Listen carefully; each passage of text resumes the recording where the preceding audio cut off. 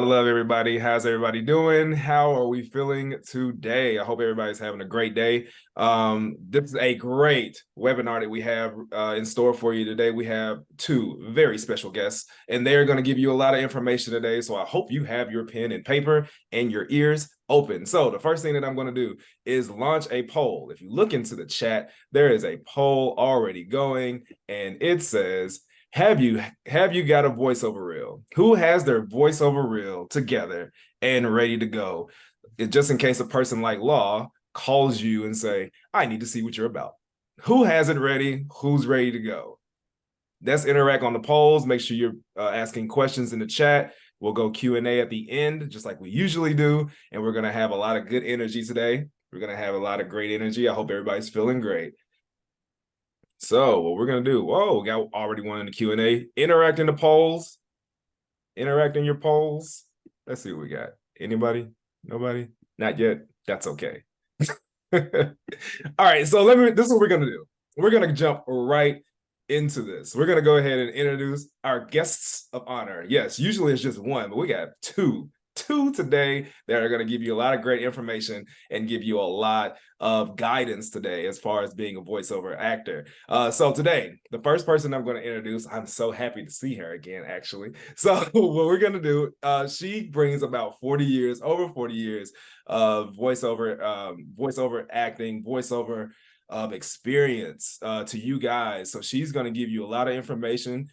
She has her own company now. I bet it's booming. I bet everything is going great.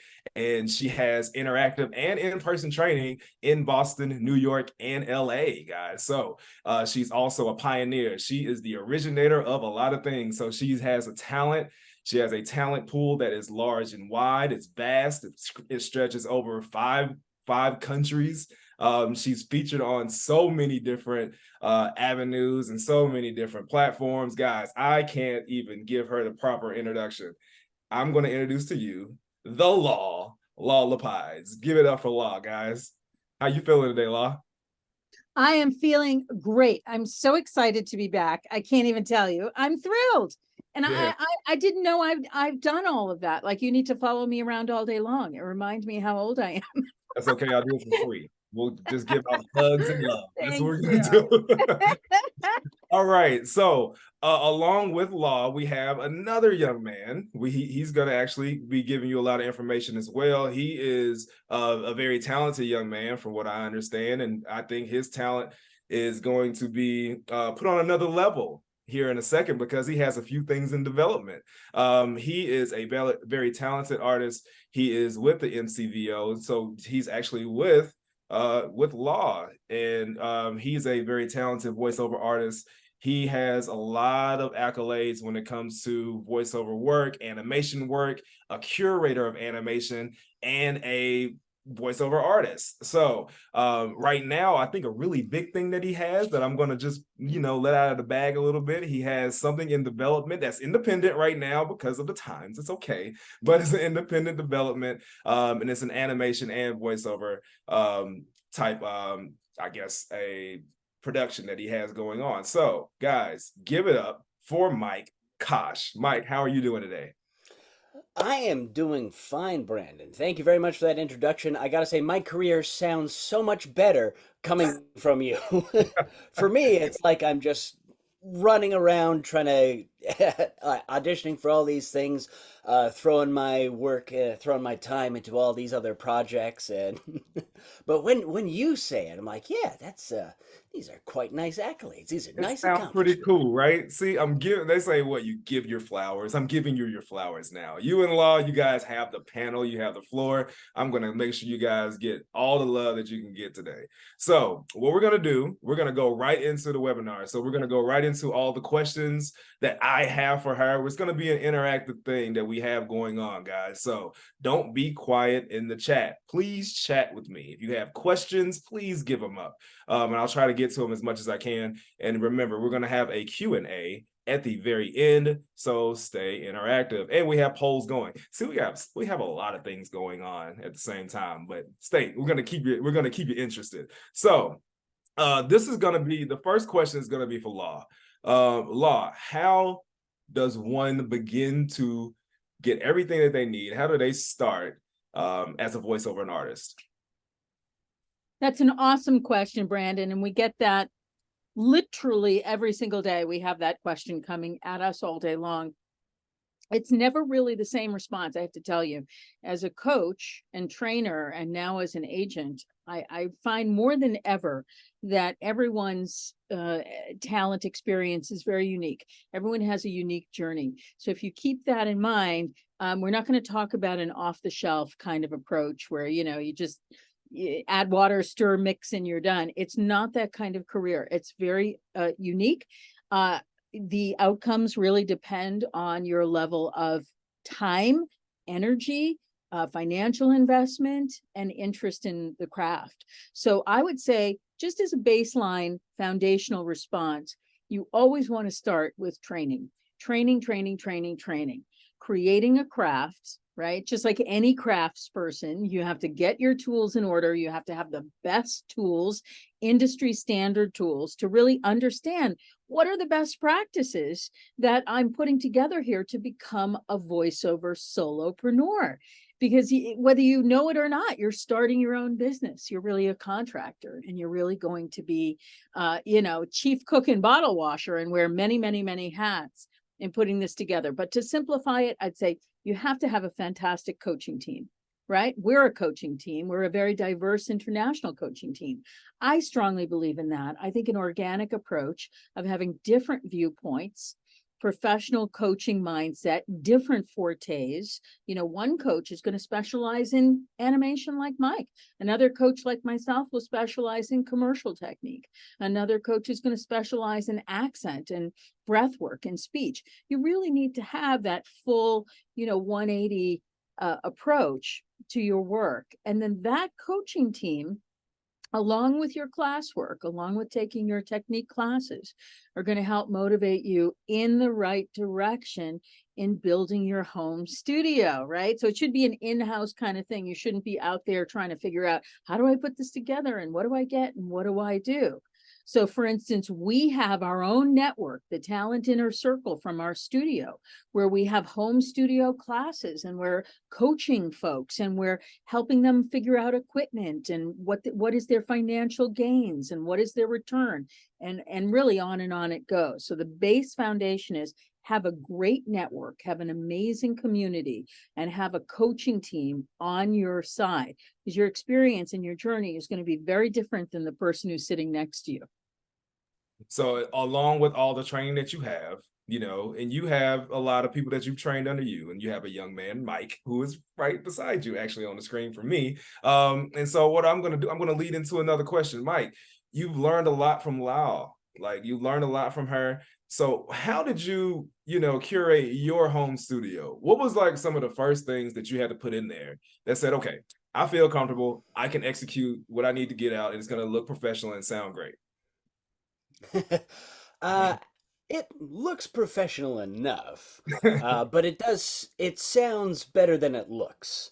I'm not gonna lie. Like, my first setup was, I went to Canadian Tire, because I live in Canada, and that's just a local hardware store, and I bought a big Rubbermaid container, and I lined it with mattress foam, and I stuck the mic in there, like my first soundproof box, and that was, pretty decent for a while. And then I actually constructed something with a lot of just little 2x2s, some cheap lumber. I set up a giant rectangle, and I bought like 6 extra thick moving blankets, and I made them all nice and crinkly, because you want nice crinkly fabric to dissipate the sound. And from that studio, I've had that studio for like 8 years now, and I have done direct to air stuff from that studio. And it sounds better than this is like my little Zoom mic. It's like as cheap as you can get. I never use it for professional recording. But yeah, so like, you can start with literally what you have around. And as you progress, like, my studio is kind of built onto it over the years. It's like, oh yeah, this is you know, this is the era in this part of the studio when I upgraded to this. And, you know, then instead of a TV tray table, I bought a music stand eventually. You don't have to get everything all at once. You start with what works for you. Right. If you are going to start off with any expensive bit of equipment, put that money into the microphone. Always put it into the microphone. Because you can, if you have a good microphone, you can just you know, hide under your, throw a blanket over you. I've done that for some auditions in the past. And yeah, so that's all you need, and you can build it as you go. So keeping it simple for you was great, right? Mm-hmm. So I Oh think yeah. across the board, you know, across the board, keeping it as simple as you can, along with the training that you got from law, actually, you know, had you, I guess, had you prepared to actually execute what you needed to, correct? Oh, sorry, I muted myself. Oh, Yeah. you gonna, No, yeah, no, law's been great for connecting me with people who are like, hey, you know, let's try out your sound studio. Let's, you know, bounce some ideas off of some others in our network. And I always kind of thought, like, I thought my studio was pretty good, but you know, like I could definitely have some improvements. But then I ended up helping other people improve their studios, and like right.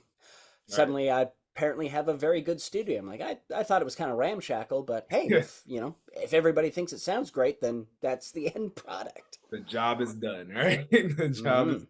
is so I guess once you have your studio in place and now we're starting to execute, now we're starting to actually get these voiceover reels and auditions out. Is there something, is there an app or is there something that people can use like Audacity? How do you go about using that? How is that something that you use, and how successful has that been for you? Yeah, Audacity is a great starter, and actually, I know professionals who use it. Devin Christian Mack, for example, the voice of Sonic the Hedgehog in Sonic Prime, still uses Audacity for his stuff. Like that's how good of a program it is.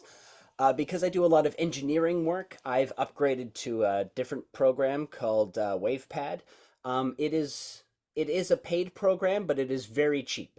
It is made by other. It's a community built program made by musicians and voice actors who wanted to kind of design an app for their use that was actually affordable for, you know, Right. people just getting started. So I paid.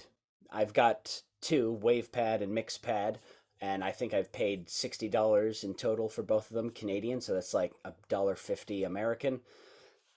But Audacity is a great place to start. It has everything you need. And if you're not getting into the engineering side of things, you will never not need to use to use Audacity. Sorry, I'm fumbling over my own words here. We all do. Trust me, it's okay. Happens to the best of us. You are the best of us, Mike. So it's okay. Too kind. Uh, Law, what have you seen? Like, I guess as far as your experiences and everything that you've seen, as far as okay, this is what works for me. This is what work for Joe Schmo or Mike. What have you seen that works a little bit more consistently for you? Well, the software Audacity is an industry standard now, so I'm all for that. I think to do a free download, have it on your computer is a no-brainer. We strongly, in fact, whenever we coach, we always say, go ahead right now and download Audacity. There you go. You have it. It's done. You've got your editing program. You Right. can over time graduate to other programs. There are Pro Tools. We were on Logic Pro for many years because we are demo producers. So when we produce a demo, and we've, prior to COVID, when everyone was in studio, we were on Logic Pro, and we loved that program. It's definitely a little bit more advanced, and my engineer loved that. They both love that. One used Pro Tools and one used Logic Pro. I think it's a personal choice. I think it's a creative choice, and I think it's a technical choice. But at the bottom line of it, most people I know in their first 5 or 10 years of working in the craft stick with Audacity. It's more than enough most of the time, unless you're becoming an engineer. And that you have more options, you have more levels of sophistication when you go into the other software. But the truth is, for an audition, I mean, I'm an agent, we deal with auditions day in, day out. We don't expect anything more. We just don't. We'd like to have clean takes, meaning that you've done some very minimal editing. You've taken out some breaths. You've taken out some smacking and cracking of the lips due to dry mouth. There's no interference in the background. It's what we call a clean, raw file. And that's all we're really looking for. Many of our clients are not looking for the talent to do anything more. They have their own engineering team and they're going to produce it on their end. I think where you get to higher levels of sophistication is when you're gathering your own client base, then your own client base, not going through a middleman, i.e. an agent or a manager, is going to expect you to do all the work. So even if you land, say, an audiobook, most of the time, 99% of the time, you're going to be producing that, meaning finished work, producing that from your home studio. So you are auditioning your home studio as much, if not more, than your voice and your vocal delivery. Your home studio is auditioning as well. So I would suggest very strongly that you, when you enter our network and you work with our coaching team, for instance, you're going to be able to go back and forth, live real-time coaching and sending MP3s back and forth to check, is there interference? Is there problems? You know, if we get a submission through the agency, because I'm still a coach, if I hear problems, I'll jump on email right away and say, you know, Susan, I'm hearing some smacking of the lips. Can you recut that audition for me? A lot of agents won't do that because they're dealing with a lot of numbers and they're moving very fast and they don't have time to do it. They assume you're ready to market. You are ready to market when you're working with an agency. But because we have the studio coaching side, we're always aware of vocal and audio issues when they come up. And we really do want to troubleshoot that, because the truth is, just because you have an agent doesn't mean that when you submit an audition, that audition is going to be submitted to the client.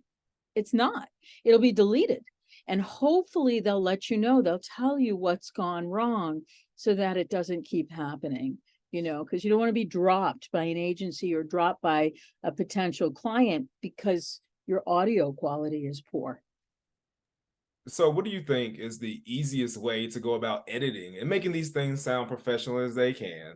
You know, we don't have like super duper studios, but if you have whatever you have at your disposal, what's the easiest way that you see, Law, that could be something that you know, the clients can use, that these participants can use to make it sound as professional as possible?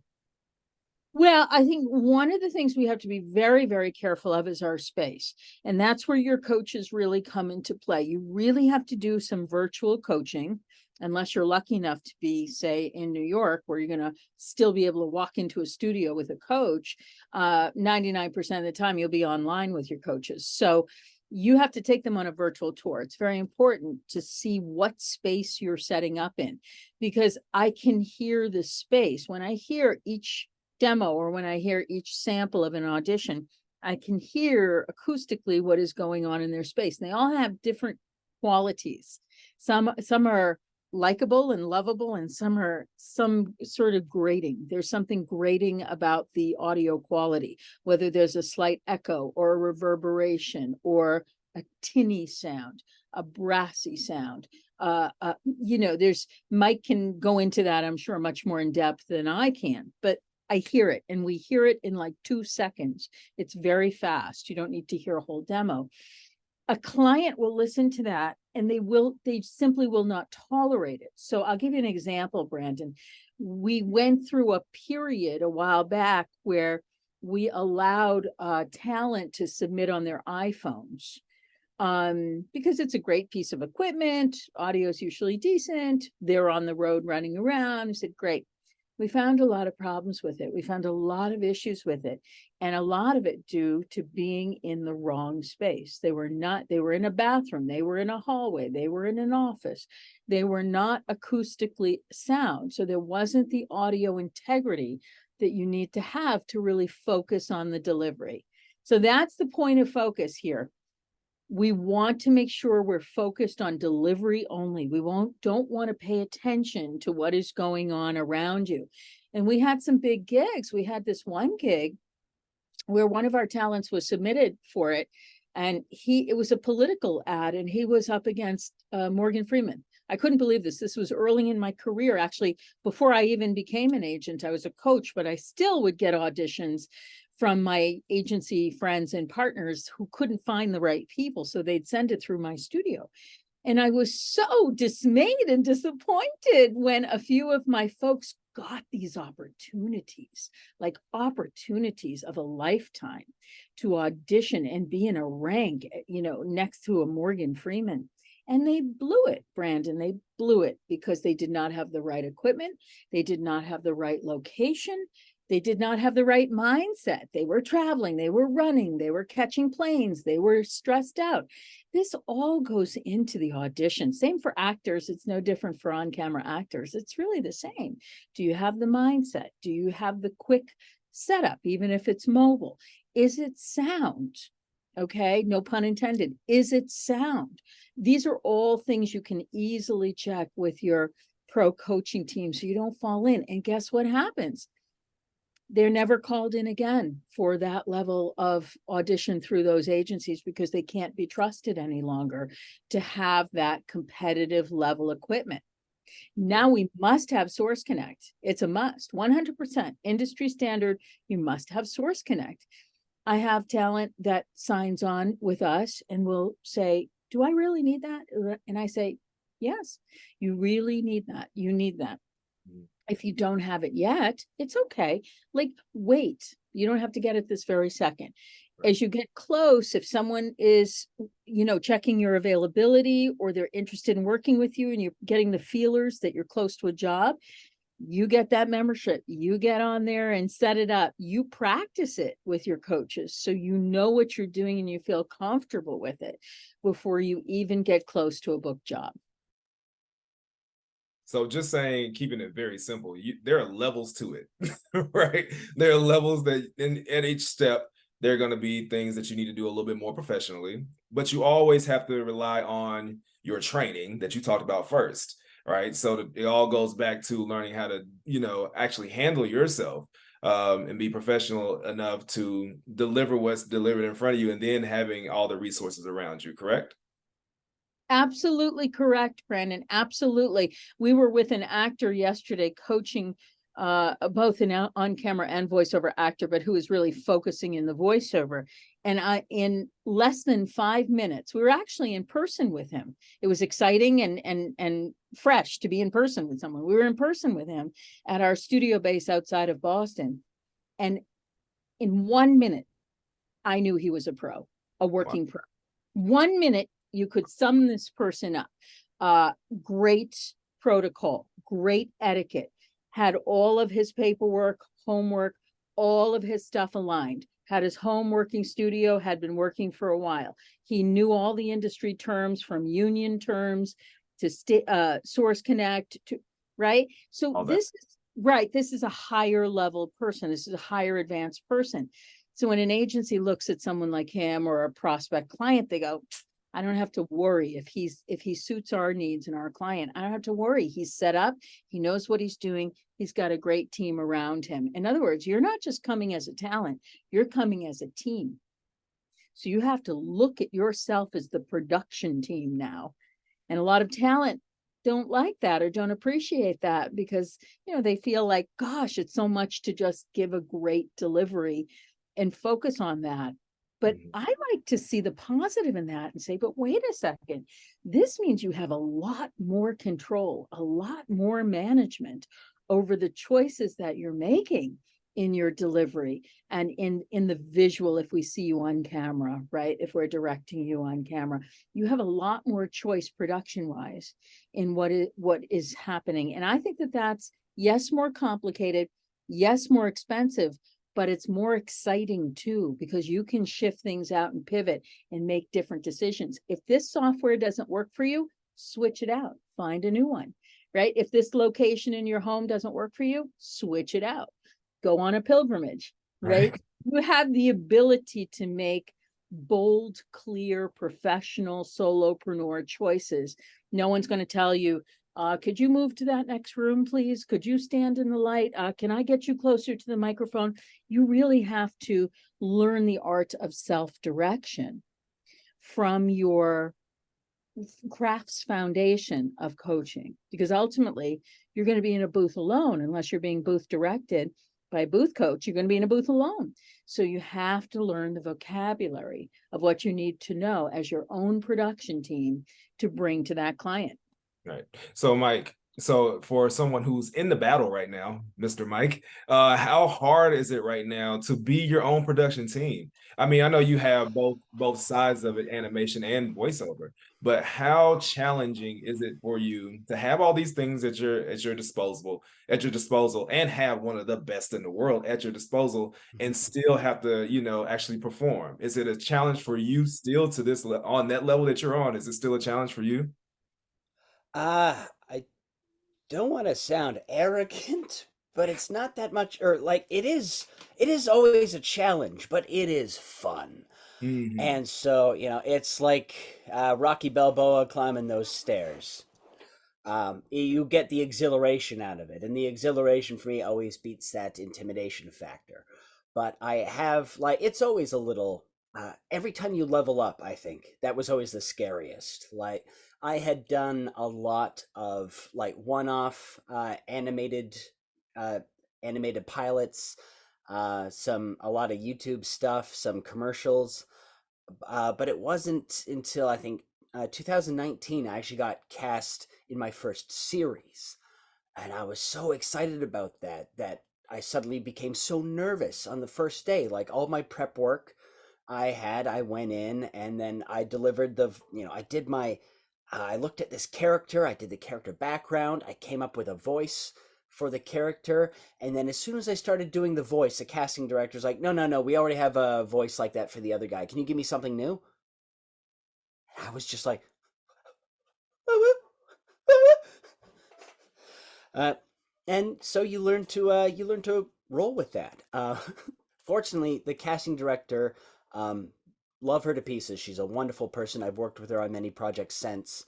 You start, you know, uh, you have the right and the ability to ask questions. Sometimes, as the talent, you come from that sense of like, oh boy, I hope they pick me. Uh, but you're there as a professional as well. You're on equal footing. So sometimes you forget you have the right to ask, like, well, what sort of voice are you looking for?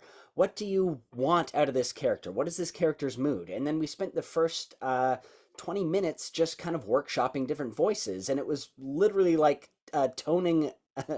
Trying to like tone a switchboard, like, okay, a little higher in the pitch, okay, but maybe a little more attitude. It's like, no, something in between that. Okay, what if he was kind of like this, really just snobby and sort of staccato?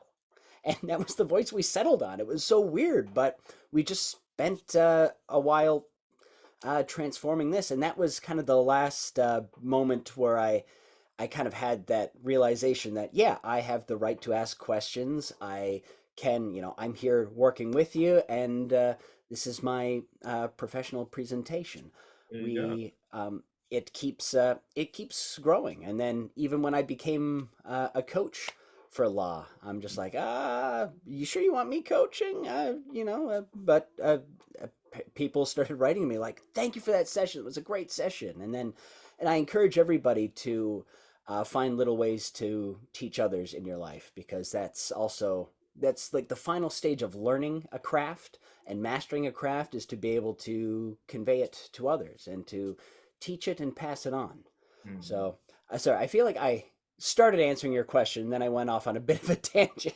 So This I is what we're hope here that's for. okay. We like tangents. We want all the All information right. that you have. That's knowledge in your head coming out. That's all that is, sir. It's okay. It's all good. Mhm. But one All thing that I right. know, so when we have a lot of questions coming up in the chat, they're all asking, is it tech quality versus raw talent? Which one are you looking for? Can you get by with low tech quality and you can see the talent? Would you like, just starting out as a voiceover artist, would that be something that you kind of say, okay, we can kind of polish that up, but can you seek out raw talent versus say, okay, I expected them to have all the tech stuff? Law, that might be something for you to answer. I think, that'll be along your lines. No. That's a no. That's You a like hard, that deductive that's a answer? hard no. It's a hard no. That's a hard no. No, but it's a great question Yeah. because a number of years ago, pre-COVID, it may have been yes. It may have been yes, because you had a lot of other facets to your audition, namely going into someone else's studio. Right. So you were not held accountable for audio quality when you were going into someone else's studio, right? Or casting is calling into you into the casting house, into the casting office. It's not really your domain. Now it is.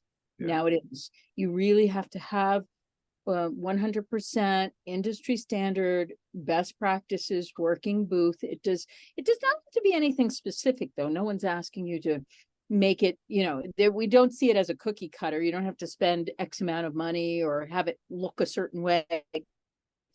It's really what works for the best quality of sound in your particular space, in your particular location. And that's why I say, when you work with our coaching team, it's very important that your space, if you're in an apartment in the city that's going to have all sorts of sound issues, or maybe you're in an old apartment, or maybe you've got kids above you or whatever, that's different than being in a home in the suburbs. And that's different than being in a structural. I live in a farmhouse that was built in 1877, and the walls are thin. They're horsehair walls. And so it's like, it's okay, I have no problem with it. But if you're a working talent, then you have to do that extra padding. You have to do that extra RLX tiling so that you don't hear someone on the TV on the other end, or the person on the other end. Like, you have to pay attention to that. So the bottom line is, no, you really can't get away with it now. You have to have good quality audio integrity and really, really good delivery. And those work hand in hand. Think of those as a partnership. It's now really a partnership now. It's not one or the other. All right. So with that being said, guys, get your space together. Get your space together. Lean on your technique. Lean on all the training that you have. And then you put yourself out there and let the cards, let the chips fall where they may. So with that being said, allcasting.com actually has a platform that you can actually upload your audio reels to your profile. So what I'm going to do right now, I'm going to pause for a second. I'm going to let you guys breathe for a second. Law and Mike, just hold off there for a minute. And I'm going to show you guys where you can put this in your profile and how you can actually get it out. We're actually going to start allcasting.com. I say we. Allcasting.com is going to start actually giving you a chance to put yourself out as far as a voiceover artist. So this is where you can kind of showcase where you are. So what I'm going to do is I'm going to share my screen and I'm going to show you where we're going with this. You're going to see my profile. All right, so this is my profile. Good Lord, have mercy. So this is me, old smiling Brandon on the right over here. So when you come into this, you're going to go into your profile, make sure you bring up your whole profile, and you're going to go into your assets. So your assets are just exactly what they are saying they are. These are your assets that you need. You need your demo reels. You need to show these casting directors, and in this case, voiceover artists, voiceover talent agents like Law, that you can actually perform, right? So this is where you can put your talent on display. So if you go down, we're going to scroll down a little bit, and there's going to be an audio place right here. There's an audio space where you can actually upload your audio. As you can see, there is audio uploaded to my, my profile. Am I going to play it? Nope, I'm not. I'm not going to play it. No, I'm messing with you. I'm not gonna. I will play a little bit of it, because just for the sake. Hold tight. I have uploaded it here, and it's very easy. Like I said, you can just upload your audio, and it'll be available for you in your profile, as you can see. So we're gonna hear my beautiful voice real quick. Hold tight. Horton, and I'm represented by Model and Talent Management. Our bears make more friends, our fashions deck more halls, and our jerseys play more games. We're JCPenney, and we sell more of the holiday gifts you need. And there you go. There's my voice, okay? There's my voice. It'll be here for you guys to share. You can put in, I think, as many as you want, just like you have your demo reels and your video reels. So now we have allcasting.com helping us out, trying to get our audio and get our voice out to the right people. And I'm going to stop sharing and I'm going to come back to you guys. How'd you like it, guys? How'd you like my voice? Is that cool? Was that all right? I thought it was beyond cool. Honestly, you're too cool for this school. I love Too it. cool for the school. Okay. So what we're gonna do now, if you guys, I'm gonna actually ask a personal question. This is something that's kind of a little bit off topic. When you guys, this is a two-part question for Law, when you have someone coming in and you see that they have all the technique, all the resources that they need, and they are ready to execute, how do you, as a talent agent, say, okay, this is how you can get better? Where do you put, like, get them to that next level? How do you start that conversation? Okay, so that's a fascinating question, Brandon, because we typically would not have that conversation as we're inviting a talent into the agency to be signed. They are ready to market. They're clearly already working. Many of them already have agents or have been working professionally. Even if they're just starting out and early to launch, they have their demos, they're ready to go. They got their studio, they're ready to go.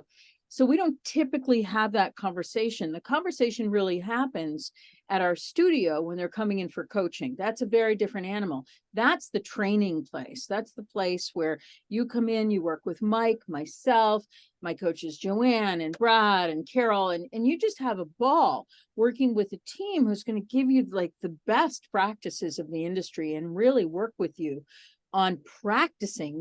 It's not a theory-based thing. It's very hands-on. It's very real. You know, we're going to throw genres of work at you. We're going to give you real scripts. Those are jobs. They're not created by AI and they're not created by someone.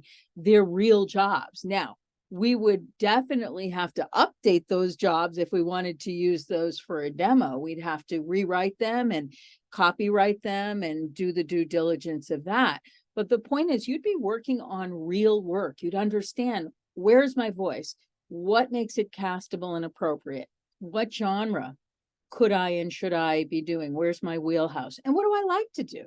You know, I might think you're an amazing commercial talent, but I've had talent, Brandon, say to me, with all due respect, Law, I don't want to do commercials. I'm not interested in that. I want to do e-learning. And I'll say, well, wonderful. Then let's focus on e-learning and let's talk about your best suit in that particular genre. And let's talk about the reality of what you're going to be asked to do. In audio drama and audiobook, you are the one who's going to be doing all of the editing. You are the postmaster. You are the engineer. You've got to be ready for that, you know, a time per finished minute, how many hours it's going to take you to get out the product.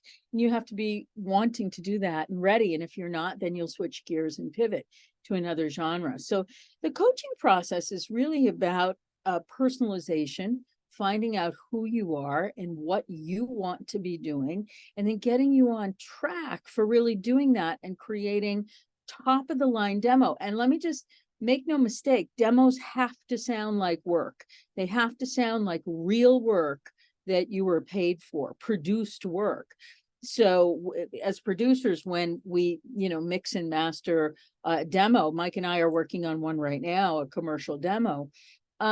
You know, we'll go back and forth. Our team will go back and forth on the artistry of putting it together, the choices that come into play and all the pieces. Do they sound real? If they don't, they have to hit the editing floor. It's just a reality. We don't want to have a client investing money in something that's just not going to work for them. It's not going to be realistic. And you actors already know this. I'm not telling you anything you don't know.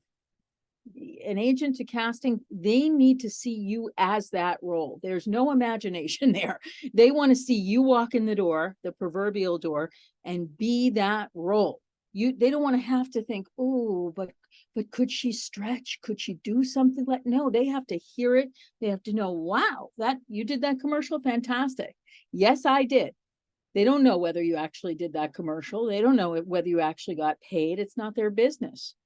It's your business to make them think and feel and perceive you as a working talent today. So the coaches really help you not to go into the pitfalls. I'll say one more pitfall, then I'll pass it on to Mike. You know, one of the pitfalls is going online and pulling from online script libraries. That's a very common practice. Oh, I'll try to create my own demo in my garage. I'll pull from online. It's a very bad choice, because guess what? We know those scripts. We've heard thousands of talent doing those scripts. We know the instructors who do those scripts at that particular studio who have given it out. So it's a direct, you know, messaging to us that you're not a working talent. You're someone who's in class and who doesn't really know how to best find the team to help you PR and promote your work. All right, same thing for you, Mr. Mike. How have you've been, you know, ushered into this, you know, this realm of animation and voiceover work? How do you continue to maneuver through this whole thing? Like, how do you continue to get your training? How do you continue to be on top of things? And you continue to, you know, bounce ideas off of law and things of that nature, but, you know, there are ups and downs, but how do you stay consistent in this whole thing with taking her coaching? How do you do that? Yeah, coaching never really ends. I guess the learning journey is never complete. I find like there are always gurus that I want to meet, and there are always people that specialize in areas that I don't specialize. Like, I don't do a lot of audiobooks myself. So I love going to these audiobook classes to kind of learn how to do that, because it is a fascinating part of the industry and they all are different from one another. Also, when I got into it, I'm like, I just want to be a cartoon character. I don't care about commercials or narration. And then, you know, the agents were very kindly like, no one's going to look at you if you don't do some commercial work, because kind of the bread and butter of things. And I'm glad I did, because after I started training for commercials, I got cast as a regular channel voice for the Accessible Media channel here in the city of Toronto. And that was stuff that I used to come in and do it, but it got to the point where like they just trusted me so much. It's just like, hey, here's a 4-line script. You know, send us 3 copies from your home studio and we're just going to send you a check. So yeah, you can get very lucrative contracts from these commercial narration things, even if that's not your cup of tea, even if that's not your jam, or it's vice versa. Like, I have some people who want to just be in commercials, but they have such clever voices. I'm trying to like, well, consider animation, consider what it can do for you. And even animated character, or like not animated characters, but there are kind of cartoon characters in commercials. Sometimes they become like a spokes voice or something like that. But I'm always trying to find other people to learn from, and that's what I love about this big network of people. Because now I'm learning also classical theater techniques. Like there's an Anton Chekhov, a Michael Chekhov. Anton was the writer. Chekhov workshop for developing character. I've also learned about the Meisner technique and a few other things from casting director Claire Sinnett. And I've also started branching out into on-camera work and kind of feeling how that, you know, acting is acting. We also do improv classes and these little things that translate into a better performance. And like, I didn't even know there's a difference between on-camera acting between New York and between Los Angeles. I never would have guessed that, but Absolutely. yeah. You learned the hard way though. Yeah, like New York comes from that theater base, whereas LA has just always kind of been on camera. So New York, you can be a little bigger, which, you know, that's me to a T. I love just being grandiose and loud and obnoxious. It's like, you know what that reminds me of, Brandon? You know what that reminds me of in bringing it back to the voiceover tech piece is like understanding when I talk about industry standards and best practices, which is really is talking about that now from an actor's perspective. From a voiceover and technical perspective, it's understanding, what does watermarking mean? What does fine cut edits and wilds mean? What does a slate in this city versus a slate in that city versus an agent who never wants you to slate mean? Right. It's really the industry standards of learning that. It's not difficult, it's not brain surgery, but the point is, it's important. It's a vocabulary. It's your tool set of saying, I got you. You don't have to explain it to me. I've done the due diligence of learning and coaching and training and working to understand the technical piece of the production element. So that's how it translates into what we do. It's like, no one is going to explain that to you unless you're in a class or an educational environment. No one in the industry is going to explain that. They're going to expect that you know that.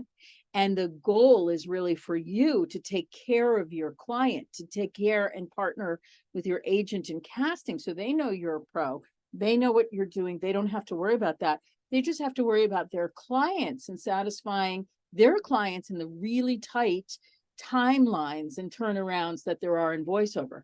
That's right. So I think it's safe to say that, you know, going into this, knowing with all the information that you guys have given us, coming into it with the industry standard, that's one thing that is repeated consistently and constantly, even where I am as far as an actor, having that industry standard down packed, knowing the terminology, having everything where it needs to be so you can go in and perform and not look like so much work. So making it easier for you guys and making it more attractive for people like Law. So that's a lot of information. Law, I love you. Thank you for all of that. Mike, you're awesome. Animation, dude. I like you, guy. I love that. We're gonna go into the Q&A section, if that's okay. So you guys have been dropping a lot of questions in the Q&A, and I'm going to start with the first question, and either one of you guys can answer this. As it concerns the demo reel, what does the full demo reel consist of, and how long is it? Yeah, a full demo reel, like you always want to split it up between commercial narration and the animation. You never want to combine them all onto one demo. I did that for my first, thinking it was clever. It was a huge mistake, and I got no callbacks whatsoever. You want to keep them super short. You're probably, ideally, a demo should be like a minute 15, maybe a minute 20, but you really don't want to go over that. A minute 30, you're already, you got to have a reason for it being over that. Yeah, I would say too, Brandon, that the genre makes a difference. So that's why you have to know what genre you're working in. They're not all the same. Commercial is super speedy. There's been a new wave in the industry of demo producers going slightly longer. So it used to be, for a long time, we would see commercial demos being 2 to 3 minutes in length. That was the good old days. 2 to 3 minutes in length. I remember that as a young kid doing a demo myself, for me as a talent. 2 to 3 minutes in length. Okay, then it whittled itself down into a speed demo. So now the industry standard for a number of years has been 1 minute for a commercial demo. That is commercial, because commercials are pithy, bitey, quick, speedy. They tell the stories very fast. Now I've seen producers moving in the other direction where they're lengthening that to 1:15, 1:30. And I say, that's okay, that's fine. But I'll tell you, from an agent perspective, I just won't listen to that. It's as simple as that. I won't listen to that, because if I have 20 or 50 in front of me, you can do the math on that of how long that would take to listen to. And the truth is, you know, we're showcasing our talent all the time for agents and managers and casting. They get it in the first read. You know, Brandon, they're pros. They get you in the first read. They don't need a whole minute. They don't need, you know, that time. Of course, you want to do a compilation of variety. You want to do moods and tone changes and show variety.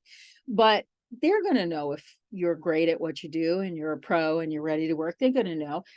That, compared to a narration demo, is very different. If you're going to do like a narration demo, you may do 90 seconds. You may even go to 1:45 or 2 minutes, because the goal of that is longer, extended reads.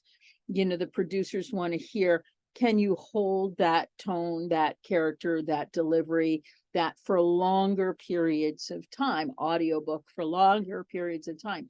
So you really have to know what is the purpose of that. Like Mike said, do not mix genres, because you want to ultimately target market.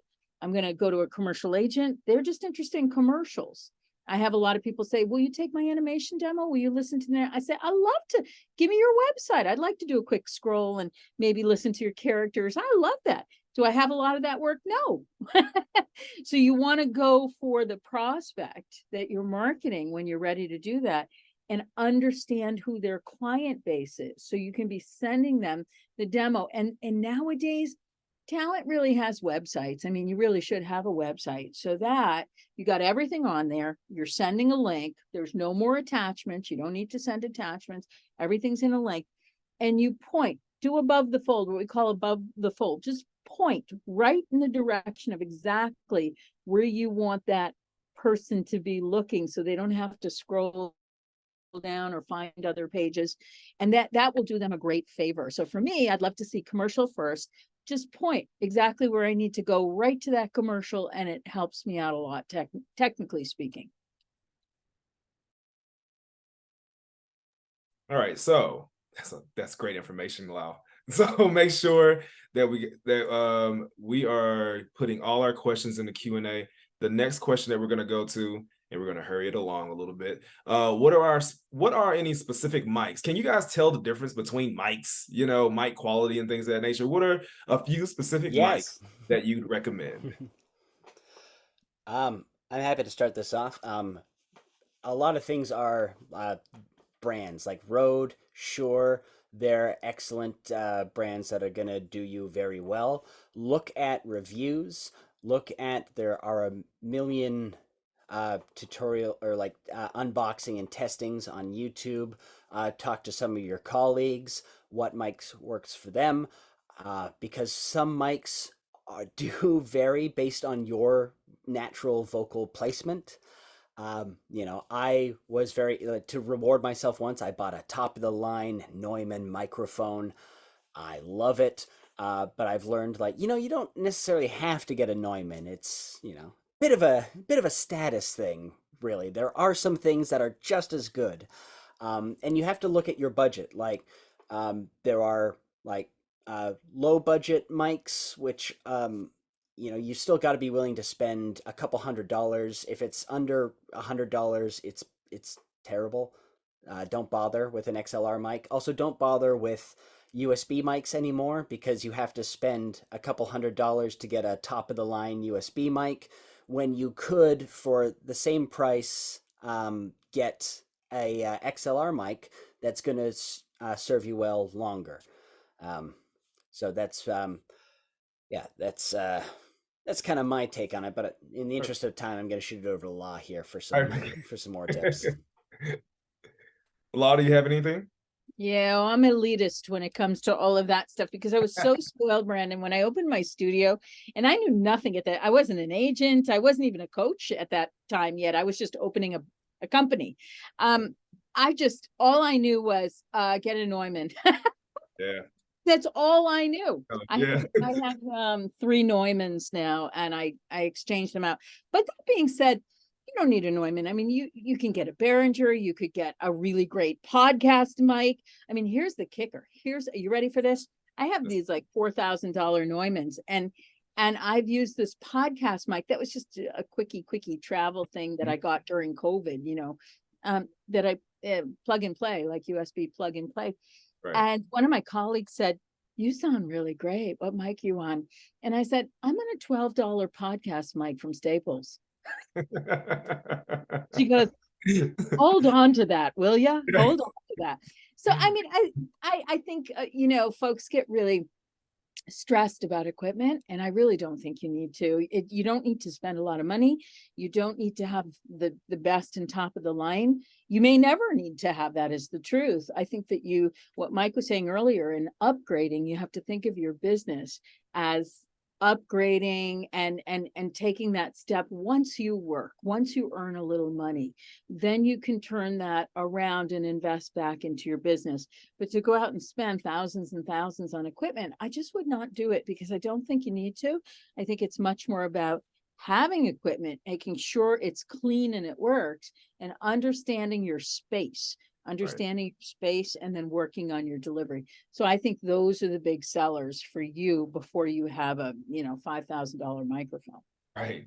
So listen, all this information that we gave out today is showing you how to get your technique right, how to get all your training, and then you transition all that stuff into your little studio. Start small, start going levels to this thing, get more expensive as Law sees. She said that, investing to yourself a little bit more, invest in yourself a little bit more as you get more experience and gain more money. So guys, listen, I hope you had a great time. And then lastly, one thing that I'm going to tell you, make sure you go to the Allcasting profile that you set up. If you pay for your subscription, you should be able to go into assets, drop your audio file in there, and then you should be able to get in front of people like Law.